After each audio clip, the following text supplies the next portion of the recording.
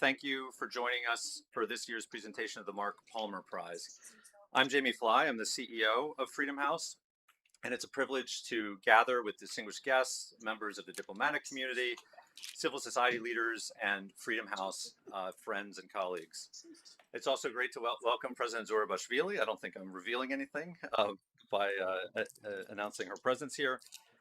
Each year, Freedom House awards the Mark Palmer Prize to a diplomat or public servant whose leadership reflects an extraordinary commitment to democracy and human rights. The award recognizes individuals who understand that public office is not simply about managing institutions, it's also about defending principles. In a world where democratic values are increasingly under pressure, that kind of principled leadership is increasingly rare, and it matters more than ever. Ambassador Mark Palmer believed that democracy was neither inevitable or self-sustaining. He understood that progress often depends on individuals willing to take risks, speak uncomfortable truths, and stand with those defending freedom. As we reflect on Ambassador Palmer's legacy, I'm reminded that democracy advances not only through institutions, but through individuals who are willing to match principle with courage. And one of the most enduring examples of that courage came in 1989, at a moment that was discussed at our annual awards a few weeks ago, when Ambassador Palmer stood alongside pro-democracy demonstrators in Hungary during a pivotal moment in that country's democratic transition. At the time, and we were reminded of this at our annual awards, those actions were not universally welcomed, and some even questioned whether the State Department supported his acts. But they were viewed through history as incredibly consequential. History has shown again and again the importance of leaders like Ambassador Palmer who are willing to act on their convictions. His legacy reminds us that diplomacy can be more than statecraft. It can be a force for advancing human dignity and democratic change. And the individuals that we've honored through this award now over many years embody that same spirit. They demonstrate that courage in public service can have a profound impact on the lives of others and on the course of nations. And this prize is both a recognition of individual achievement and a reaffirmation of the values that Mark championed throughout his life. Before we continue, I want to express my gratitude to Dr. Sushma Palmer for her partnership with Freedom House now over many years and for the opportunity, which we treasure, to help carry forward Mark's extraordinary legacy through this award. I would also like to thank the members of the Mark Palmer Prize Committee, many of whom are here tonight, including Annie Bajoyan, who just left Freedom House a few months ago, who's now on the committee, for the care, thoughtfulness, and dedication that they have brought to the selection process each year. And I will say this is my first year sitting through the Palmer Prize committee process, and Madam President, I can tell you, this is not immediately awarded to the first person that we put forward. There are heated debates, multiple meetings, additional meetings scheduled. So this is a serious process with very significant experts who contributed to this discussion, and every member of the committee thinking about Mark's career and his legacy and who we want to recognize this year. And so we're very pleased to have you as the recipient.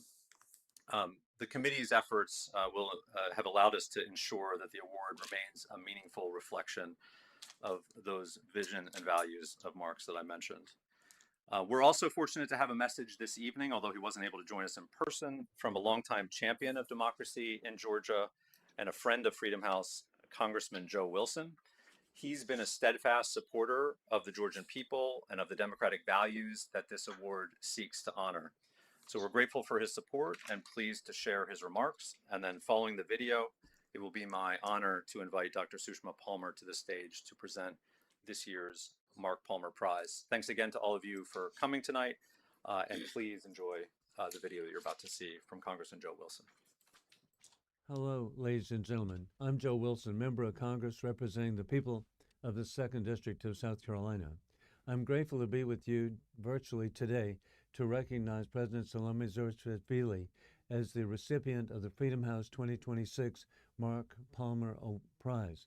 Last year, President Zourabichvili was my valued guest for the inauguration of President Donald Trump. She was a hit in Washington. I extend my sincere congratulations to her on this well-deserved honor and commend her courageous leadership during one of the most consequential periods in Georgian history.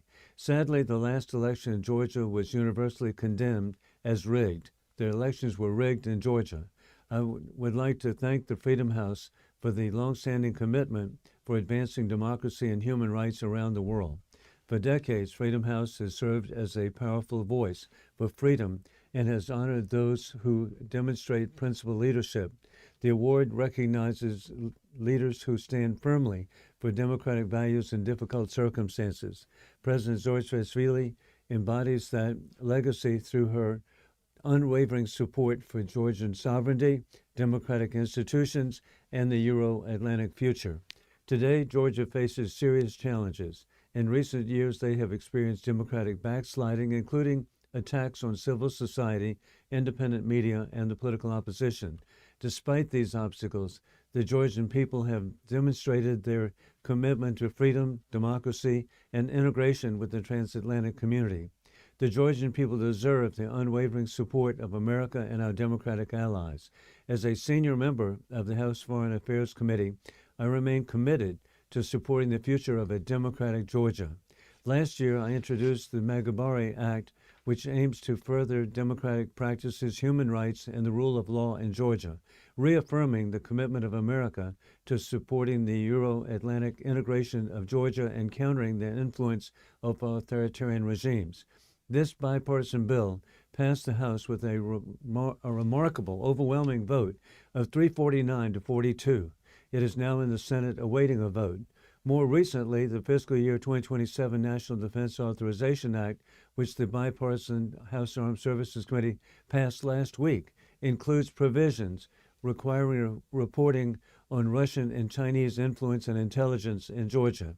Yesterday, the House unanimously passed H.R. 7668, the Countering China's Control of the Caucasus Act, which requires the Department of State to submit a classified report to Congress that examines Russian and Chinese influence and intelligence in Georgia.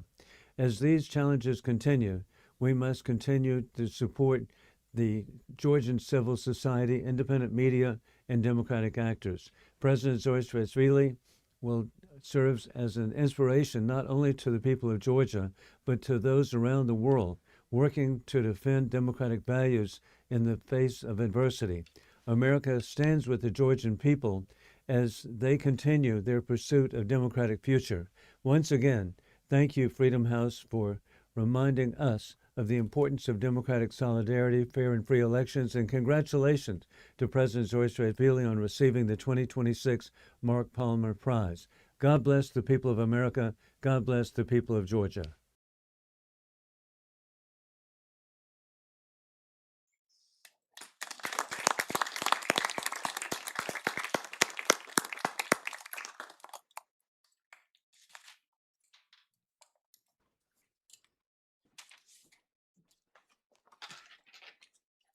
Thank you, Jamie, for those kind remarks, and good evening. Your Excellency, it's a great pleasure to welcome you back to Washington among your many friends and admirers whom you've known for many, many years. It's wonderful to have you here. My late husband, Mark, who I know was also an admirer, went to Georgia a number of times, and both he and I have always had great respect and great admiration for the courage and fortitude of your brave people. I too had the pleasure of visiting Georgia in 1970 with two women friends when Mark and I were posted at the US Embassy in Moscow. And I want to tell you a bit of a fun story. We soon noticed an entourage of tall, handsome Georgian men accompanying us everywhere, not by invitation, mind you, in restaurants, on the streets, and they showered us with flowers, with wine, champagne, and best of all, they wouldn't let us pay. we were totally charmed, and this was such a welcome change from the grim lockstep surveillance of KGB in Moscow. So it was really nice to have a change there. Now, on a different note, in May 2013, the Honorable Frank Wolf of Virginia said in a speech to the U.S. House of Representatives, "But for Mark's controversial determination while U.S. Ambassador to Hungary that the barbed wire fences between Hungary and Austria must be severed in order to let East Germans leave the communist orbit, the Berlin Wall might still be standing. But for his brave willingness to openly challenge Hungary's communist government when conventional thinkers at the State Department and elsewhere were worried about the destabilizing effects of a communist collapse, the Soviet Empire might still be in power." Well, obviously, Frank was a big fan of Marx. Carl Gershman remembers Marx as a democratic idealist who could imagine a world without dictators, a democratic entrepreneur who could think outside the box, an innovator par excellence whose ideas changed American foreign policy and helped bring the world a little closer to his vision of a more democratic and also more peaceful community of nations. Carl credits the creation of the Community of Democracies to Marx's push for a new international association of democratic nations and the launching of the National Endowment of Democracy to Marx's shrewd call, buried in President Reagan's Westminster Address to the British Parliament in 1982. Marx's career and convictions are the basis of the Mark Palmer Prize, as you've heard from Jamie. And the prize is awarded annually by Freedom House to a diplomat or an associate of an international organization who shares Marx's vision, which is to go beyond the call of duty to advance democracy and human rights. I want to thank my friend Katie LaRocque, Jamie Fly, Gerardo, and others at Freedom House, and the Mark Palmer Prize Committee. And I see a number of people here from there. I see my friend Bobby, Bobby Herman. Thank you for coming, for your great support. Thank you all so much. To honor Mark's legacy this year, Freedom House is proud to select Her Excellency Salome Zourabichvili, the 5th President of Georgia, whose contributions not just parallel, they far exceed those of Marx. They defy the false notion that diplomats are irrelevant or disconnected from society and real events. Madame Zourabichvili is a French-Georgian career diplomat whose remarkable service spans 3 decades in the French Foreign Service, with senior postings across Europe, the US, the UN, NATO, the OSCE, among others. In 2003, she was posted as France's ambassador to Georgia. She joined the Georgian government following the Rose Revolution, and she became a Georgian citizen. She was appointed Georgia's foreign minister, and in 2018, she was elected Georgia's first woman president.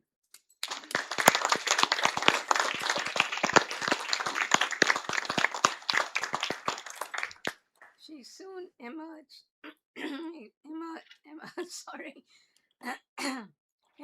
as a steadfast advocate of democratic governance and European integration. She played a vital role in securing a landmark agreement that ensured the withdrawal of Russian military bases from Georgia. Madame Zourabichvili stood with the people amid sweeping repressive pressure on the opposition, the media, and civil society. She also joined pro-democracy demonstrations in Tbilisi and reaffirmed her commitment to Georgia's democratic path and sovereignty. This evening, it's my great honor, Your Excellency, to invite you to the stage, and Jamie also, to present the 2026 Mark Palmer Award to Your Excellency. Jamie, Will you help me do the honors? I especially asked Jamie because I knew I might drop this award.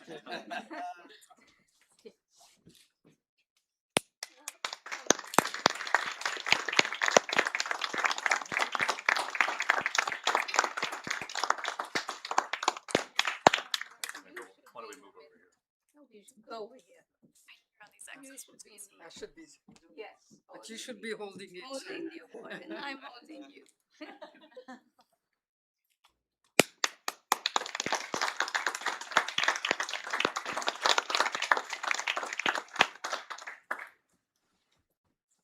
Your Excellency, may I invite you to give a few remarks, please? First of all, thank you very much. Oh, most welcome. Thank you. Thank you.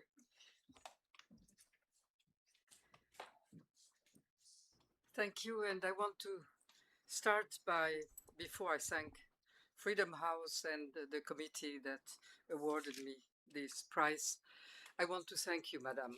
And I want to start by remembering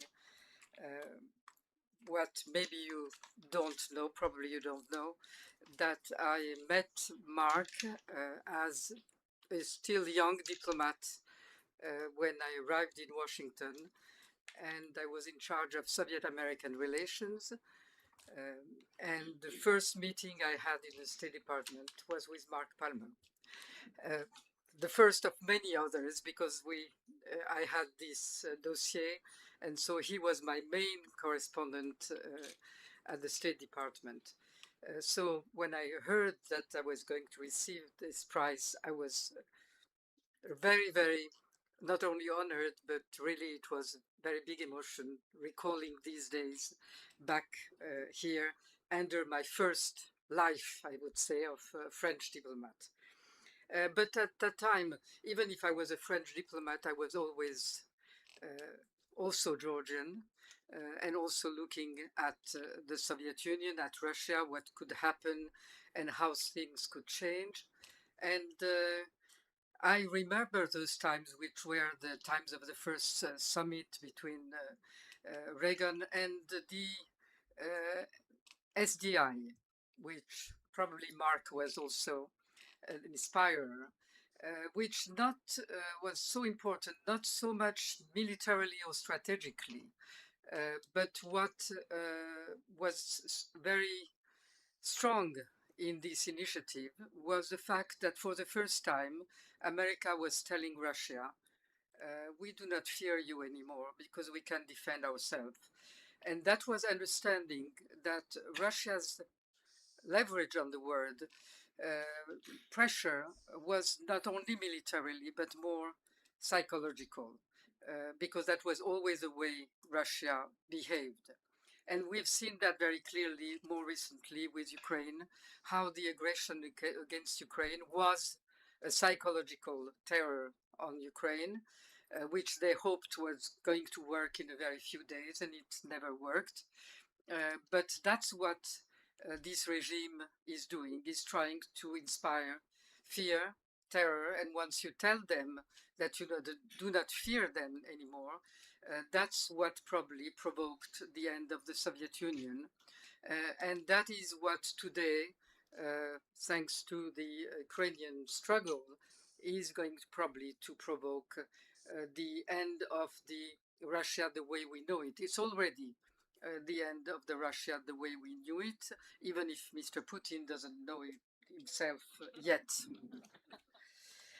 But these are things that maybe we will discuss later. I want to thank the committee of the Mark Palmer Prize. I want to thank Freedom House. I don't know whether I deserve this prize, but what I'm sure of is that there are many people that through me deserve this prize in Georgia. Those are the conscience prisoners that have been already in jail for 18 months for nothing, for just saying and standing true to what they believe should be the path of Georgia and the independence of Georgia. I'm sure that the journalists that are in jail and that have been maltreated, ill-treated, also deserve this prize. I'm sure that the people that today are being arrested in Georgia just for standing, we are doing better than Russia, just for standing on the pavement, not doing anything. Even that deserves criminal charges and jail, and those people deserve the price. And in general, Georgia deserves more of the attention of our partners, despite the fact that certainly the regime in Georgia does not deserve neither sympathy nor no specific attention. But we at the same time understand that the world today, and we've seen that even in these hours, there are so many other crises, events, changes that are happening around us that it's very difficult to focus the attention on this small country where, because it's sophisticated, because it's not this direct aggression, violent, it was violent at the beginning, but now has taken a different form, does not attract so much the press, doesn't attract so much journalists, and so it's happening a bit on the sidelines of the world events. And so attention is extremely important because it is only attention that can stop a little bit the repression, the way it's exerted. Two things that I would underline. One is that this is certainly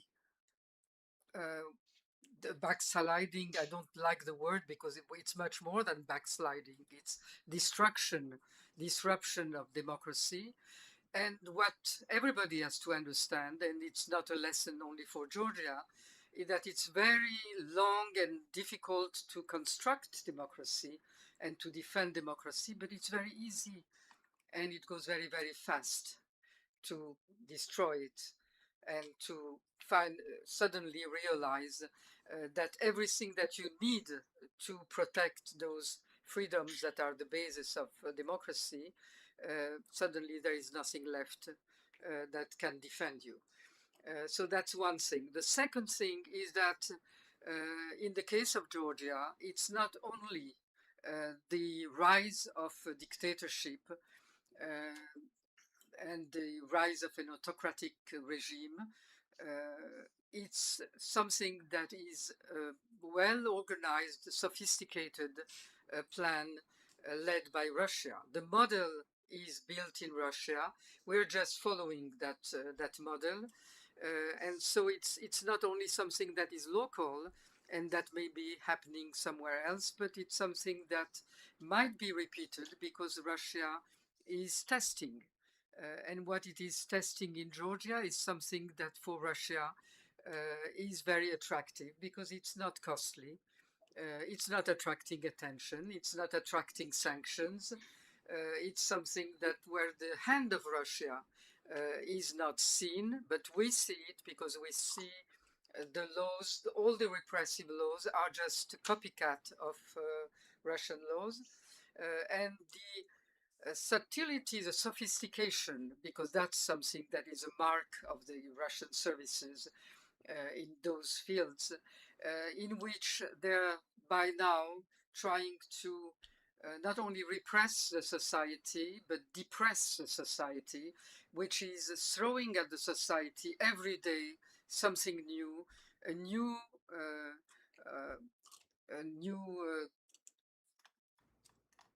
blunt and sharp attack on this or that right or new repressive law. And there is not enough energy, not enough solidarity to react to all these different attacks that sometimes are directed to different parts of the society. So it's a segmentation of the society that is the aim, and that is the part that is quite shrewd, quite sophisticated, and is makes it even more difficult for the society to defend itself. So in these regards, attention is deserved because it's something that is happening in this small country that is Georgia, it could happen somewhere else at the same time. And also, I think it's very important for it's important for Europe, but Europe understands that its fate is dependent on Ukraine. Our fate is dependent on Ukraine, and that is something that they finally have well understood. But what happens in Georgia is also important for the United States because it would be quite incomprehensible and would be the wrong message for Moscow if Moscow could so easily just come back in the Caucasus, where I do not think that Russia is trying to recreate the old Soviet Union. They don't need to.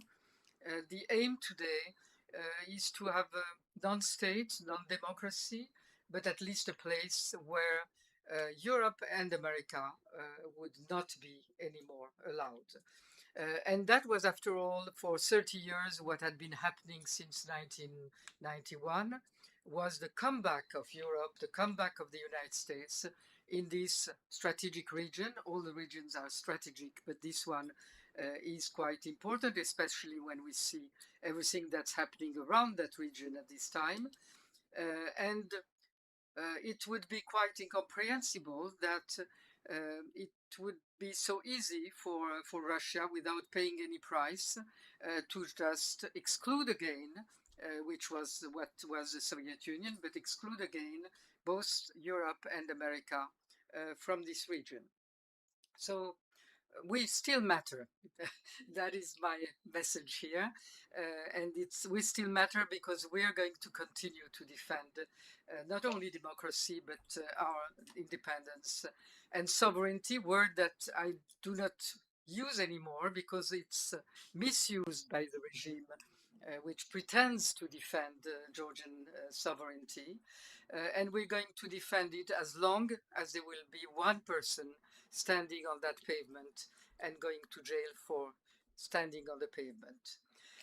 And for that, I thank you, because what you're giving me today, this is really a support to each and every of those persons that are fighting in Georgia. So thank you very much. And I'm sure that if Mark Palmer were alive today, he would be, as the German ambassador did, would be walking with us on Tbilisi's Rustaveli Avenue.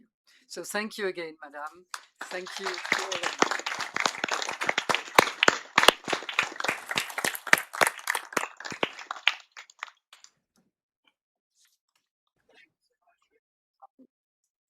It's my privilege and my honor to begin our conversation with you, Madam President. What we're going to do now is I'm going to ask you a few very hard-hitting journalistic questions, and then we're going to open it up to the audience for some Q&A, and then we're going to enjoy some Georgian delicacies and wine in the other room. But before I get to the hard-hitting journalistic questions, let me ask you an easy one. You alluded, Madam President, to your time as a diplomat, decades as a diplomat before you became president. And of course, the Mark Palmer Prize is about diplomats defending democracy, in some ways, defending democracy, defending values more than defending any particular country or position. How did your time as a diplomat inform the challenges that you face as president and the challenges that you face right now as Georgia's in this difficult period? Well, informed, I don't know, because it was a very different time. But if I want to remember, one of the important times of my diplomatic career was when I was in the foreign ministry in Paris, and when the question was of the Big Bang, of whether to enlarge both NATO and the European Union to those Baltic states and other this Big Bang, and that was a fight. Because, as you remember, France at that time, most of the, especially diplomats, most of them were saying, well, should we really? And what will Russia say?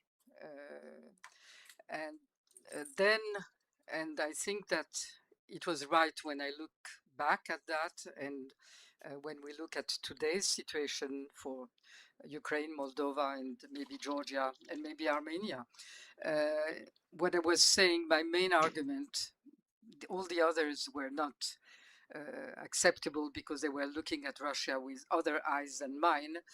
But I was saying you cannot have ups and downs, goes and stops, because that is what Russia as diplomatically is using. Each time Russia feels that there is hesitation, then it accentuates the pressure and makes it more difficult. So it should be a steady process that doesn't stop and that is not intimidated by the different threats that Russia can. And it's true today. Do you see that kind of? Russia sees that it can affect the process. It will certainly affect it in any way it can. And in fact, if I can just continue on that, what has happened, this very 180% change of Georgia suddenly, maybe was starting, but the major changes away from the European path and away from democracy happened at the time both of when the Ukraine decision was being made and when the status of candidates decision was being made. And suddenly Russia realized that what was had been a long-term perspective for Georgia and also for Moldova and Ukraine, suddenly, because of the war in Ukraine, was becoming a reality. And so both situations probably made Russia to put a lot of pressure on the people where it could put pressure. I understand. Thank you. Of course, we've seen different reactions to that pressure in Ukraine, in Moldova, places like Hungary, versus what we've seen in Georgia.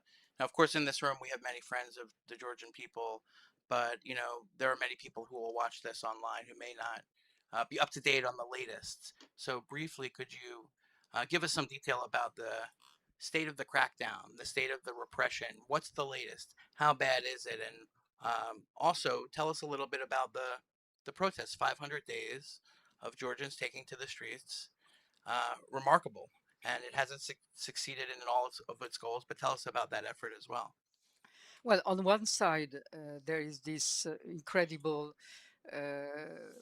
but quiet repression, not so visible, but through many, many laws. So the last one, which has entered into force, is the one on the Facebook posts, social networks posts, that any criticism, which they call insult of any person in function, can be criminalized. And they have already, there was a process court yesterday where they have already condemned someone. So it's not only a law, it's already entered into force. I mentioned the standing on the pavement, the fines that are extraordinary. I mean, people have been fined up to $20,000, $25,000. And if one has to know that the people that are protesting basically are the people that have been also dismissed from their jobs as part of the repression. So they are without resources with these very heavy fines. So for some of them, it means having to sell the house or the apartment. For others, it means having to leave the country. And that's one of the tactics. It's pushing especially the young people outside of the country because there is no perspective. And really with the impression is that the space for breathing and for protesting and for criticizing, thinking, or politically being active is getting smaller and smaller. To give an example, they are practically in the capital city no longer public. There is one public space that one can rent where the owner of the public space, private, takes the risks to lend it to political parties or to protest, civic protests or NGOs. The others are either in the public domain and so controlled by the same people or by businessmen that do not want to risk. Another example, I had my offices that were sponsored by one of the Georgian businessmen as not a political act, but as a support to a person that had been for 6 years president. And the new law was taken that said that any businessman that supports in kind or in with money, financially, anyone that might have a political activity is susceptible of also being fined first and then criminalized. So this addition where at one moment you say, well, what is it that can still be done, that is allowed to be done? And of course, there are the political leaders that are in jail.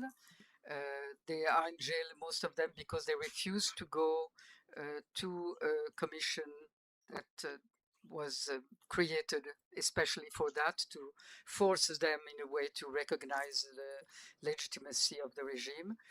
And the political parties, they're awaiting the decision of the Constitutional Court that is supposed to interdict them. So in those conditions, it's very difficult to talk about some form of real political life. But the protest is continuing, and as anybody that knows how the then Soviet Union or now the Russian regime, but there is no change in the nature, reacts.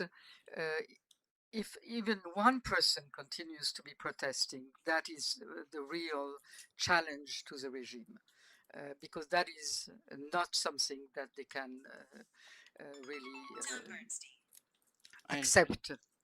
Thank you. I understand. Now, of course, the current Georgian government doesn't need much help to impose its repression, but at the same time, the Russian government is very active inside Georgia, and sometimes we see tactics in Georgia that are then used in other countries. Georgia is often a testing ground for a lot of Russian interference and influence tactics. What are the latest? What are they up to? What are the things that they've done given the current environment and challenges that are new that we might make people aware of so that we can Well, I think that by now in Georgia they have done everything. We've seen the extent of the manipulation of the elections, where they used really very sophisticated, all the forms, starting with very classical forms of rigging the elections to quite sophisticated forms that included call centers, and they're used to really identify the voters. They used the electronic equipment. And the company that provided the electronic equipment was the same company that operated in Venezuela. So, but nobody paid attention. What's the name of the company? We'll Google it. We'll find out later. And something Matic. Got it. And of course, the presence of FSB technological specialists that come and go, and it's very easy in Georgia because there is a very loose border by now. Cryptocurrencies, mining, and in fact, Georgia not only is no longer a completely independent sovereign state, and even qualifying state is a bit difficult in these circumstances, it's also becoming a gray zone where all kinds of trafficking, circumvention of sanctions. We have seen recently the question of the shadow fleet of Russia that stopped in the Georgian ports. That's not controlled by anyone, and that is the challenge to both our European partners and to our American partners. That a country that is a gray zone is not a country where you can count on the stability. So it's not. Sometimes there is this idea that you can treat, normalize with this regime. After all, there are other dictatorships, and you will get some form of stable, normal relations. But that's not the case because it's a very unstable form of regime. It's not a classical autocracy. And in that sense, it can treat, sometimes they have relations with Iranian leaders, sometimes with Chinese. They're trying everything that they can. They had very good relations with Hungary, but in the end, their only true partner is Russia. Yes, I've seen reports of their increasing ties to the Iranians and the Chinese as well. It's very clear what their strategy is, to side with the autocracies as much as possible. Try to use them because they need everything, both money and some form of legitimacy, some form of support. But since you brought it up, that brings us to the difficult question of the Georgian Dream's relationship with the Trump administration. And as you know, the Trump administration and the Georgian Dream government are currently in talks to try to see if there's an accommodation that could be made between the U.S. and the current Georgian government. The reports are pretty consistent that the Georgian Dream government is promising, or at least, offering the prospect of prisoner releases, the idea that there could be a return to some sort of fair election system in exchange for lots and lots of things that the Trump administration might be willing, in fact, even eager to provide in terms of normalization, economic incentives, etc. So, how should we think about those discussions? Are those worth having? Are those a fool's errand? If is there a deal to be struck, or is the Trump administration, even by engaging with this government, doing something wrong? Well, any form of engagement with those type of regime, it's always the same thing. If it's provides a regime only reconfort and the handshaking diplomacy, which is something that is turned towards the public, to show to the public that, you see, I can misbehave, I can do what I want, I can still have my quasi-normal relations. That's a very poor policy. Now, if it's a policy of real negotiation, then that means that what is it that you can get from those in exchange for what? The reality is that there has been no room for the regime to make any concession. It would have been very easy to release some of the conscience prisoners, maybe not all of them, start with a few and then continue playing that card would be extremely easy. Like Venezuela. They have never have any intention of doing that. And I do not think that for the Trump administration that has any form of attraction. If there is a negotiation, probably the negotiation would be, what is it that the Trump administration might want from Georgia? Well, that's where my answer would be. They need a stable Georgia.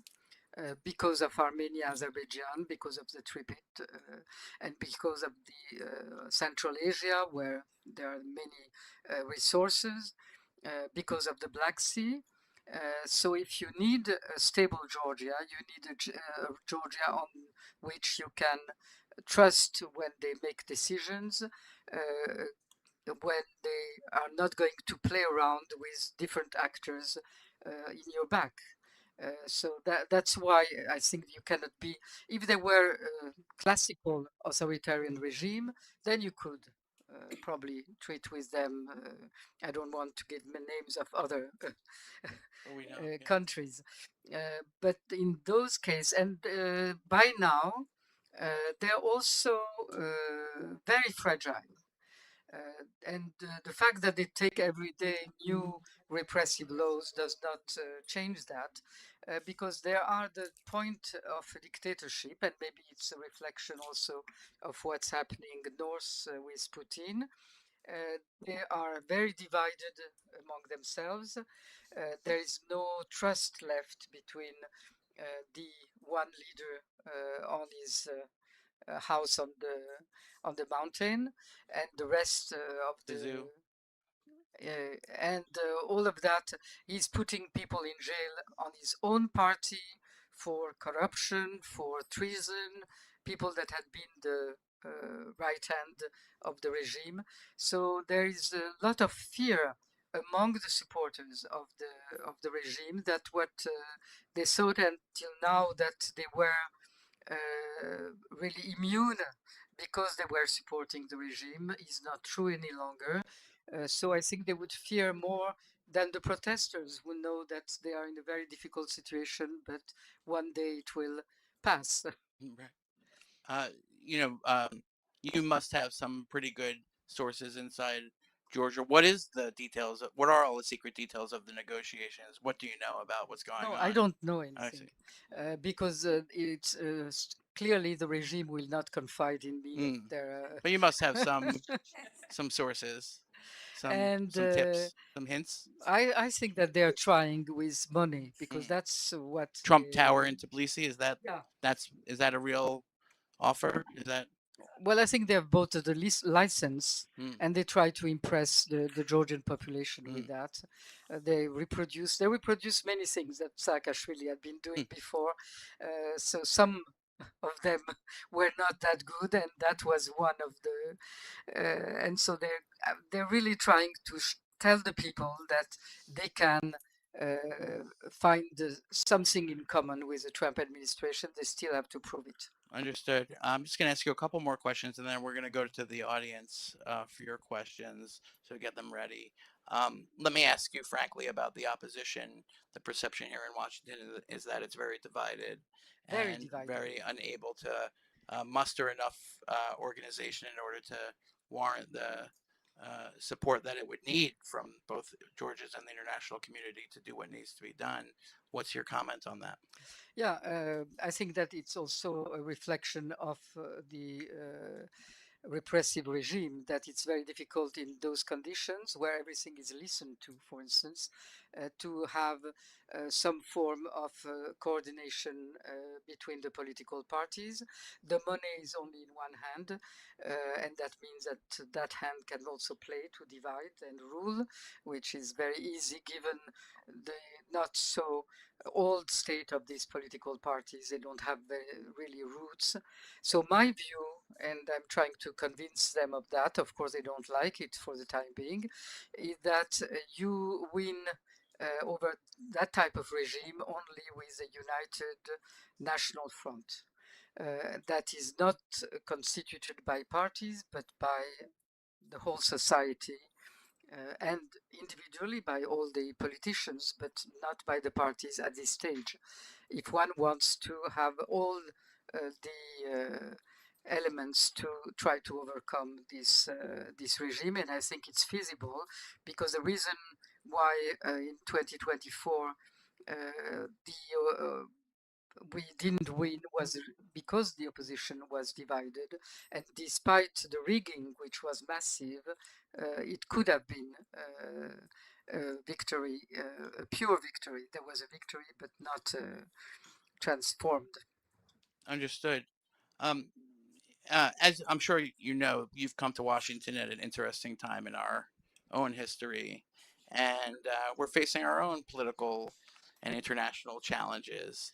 And to be quite frank, And uh, your opposition is not so well, we'll see. united yet. We'll find out in a few months, one way or the Yeah, other. I Yes, think that yes, but one of the things is mm, that to coordinate and to really go to some form of unity, whether it's civil society or political parties, you need to have the perspective of elections. mm, As long as it's in the air, it's very difficult to mm, force the. I understand. But my question is about Washington in its current state has a limited attention span, a limited capacity, and especially this government is not one that's known to actively advocate on behalf of democracy, human rights, etc. So, what practically, when you meet with Republicans on Capitol Hill, members of the administration, what practically are you really asking them to do? Because Nothing. hmm, is that right? Yeah, because there is nothing that you can ask today. Hmm, I think that we have to get our act together first. So hmm, you're very right on that side. As long as the act is not together, you cannot ask any form of support hmm. or The second thing is that the fight for democracy, we know that on that we are alone and we have to continue defending our rights. The time will come when there will be more. You're not asking for sanctions or legislation. I think or- sanctions, my personal view again on that is that they should have happened earlier. There were some sanctions, they are still there. Probably one of the Joe objectives. Wilson has some legislation. Mr. Ivanishvili It was is- killed by Mark Wayne Mullen. Is that something that you think would help, or Yeah, no? yeah. Okay. All of that would help, but it has been dragging on for so long time that I'm not sure that we have to put our hopes on things like that, because that distracts from continuing the battle inside if you count on something outside that is not really happening. So Fascinating. if it happens, very good.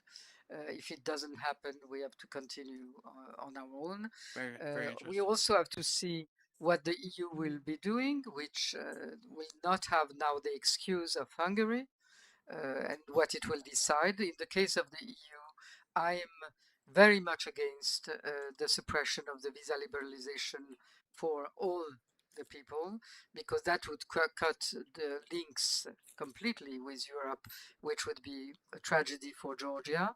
And if they do something, then they have to be much more clearly addressing, like the British have done with the propaganda television, and that was very efficient. Understood. Last question, briefly. What can the people in this room do? People who are friends of the Georgian people, friends of Georgian democracy.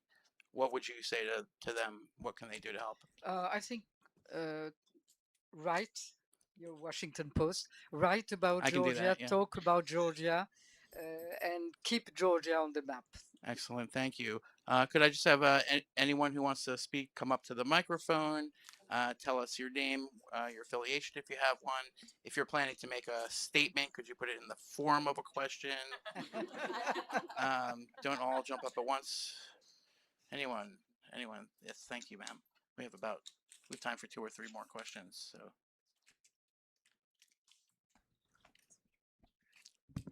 Yeah, thanks, Madam President. This is Maya Nikoladze from the Atlantic Council.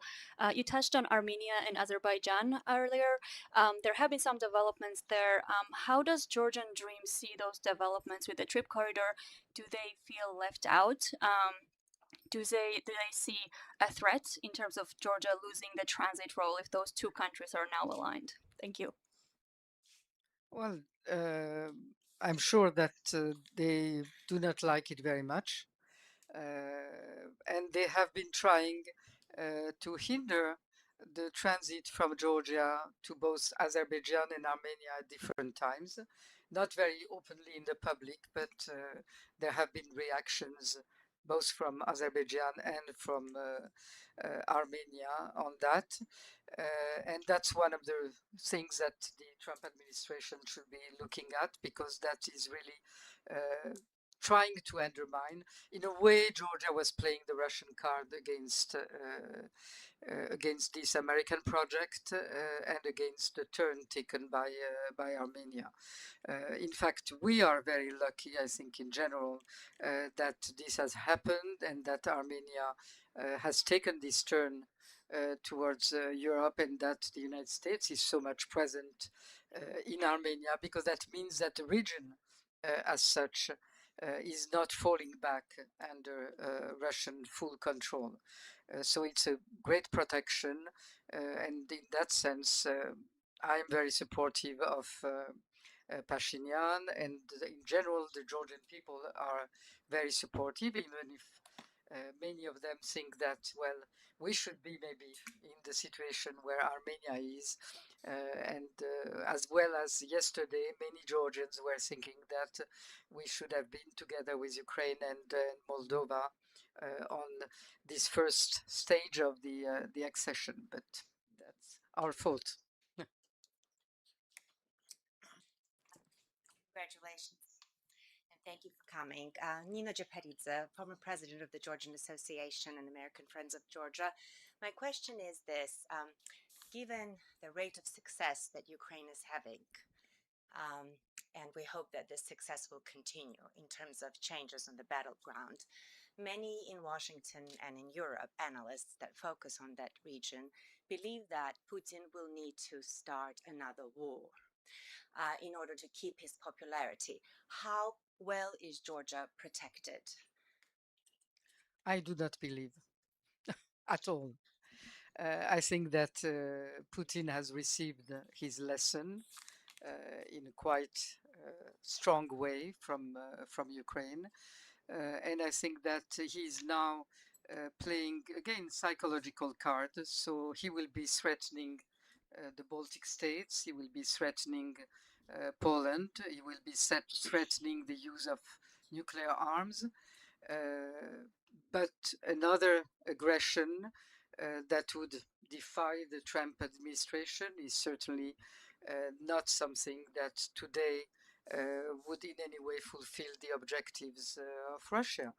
But the aggression on the model of Georgia, which is through manipulating elections, through influence, try to get this influence to be successful in France, for example, at the next elections. That would be an immense victory for Russia, because that would be probably the one country in Europe that supports the most European defense and also Ukraine, and support to Ukraine that would suddenly pass on the other side. That's why they were so active with Hungary. That's why they were so active with Romania. If those two countries were under the influence of Russia, they do not need military occupation anymore. That would mean that the Black Sea would be a Russian sea again, especially if in Ukraine they were successful. Now things are turning around. So this card that they see is more in their hands and less the counter strategy from whether the Europeans or the Americans is not yet that developed. Artificial intelligence, the Russians are more advanced to use artificial intelligence for this influence strategy than the Europeans or the Americans to defend themselves. So I think that at the same time as our partners are developing their military means, I'm talking about the Europeans, they certainly should develop the other instruments to defend against this new strategy. Thank you very much. Madam President, thank you for your service. Thank you for your time today, and congratulations on this honor. And could we please give her another round of applause? Thank you all. Thank you very much. And please join us for refreshments in the other room.